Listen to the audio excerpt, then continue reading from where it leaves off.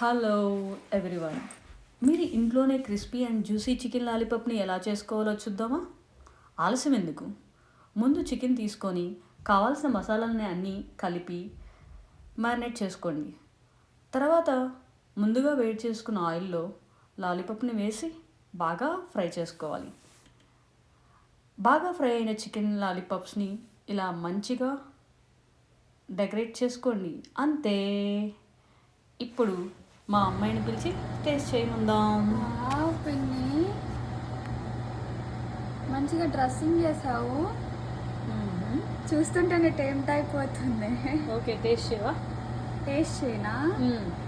Tempt అవుతున్నాను.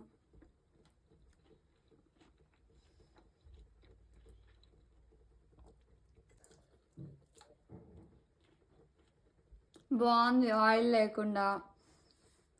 నిజం చెప్పండి. నిజంగా లేదు. ఆయిల్ ఎందుకు లేదు? ఆయిల్ అది పిల్ చేసుకుంది కదా టిష్యూ.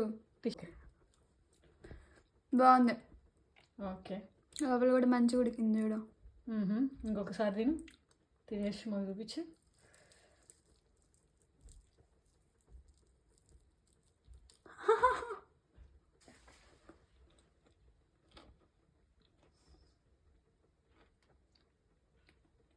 బాగుంది.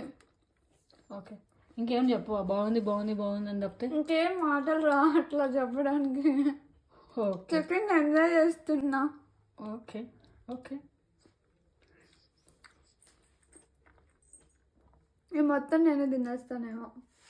రెస్టారెంట్లో తింటే ఎట్లా ఉంటుంది అట్లా ఉంది.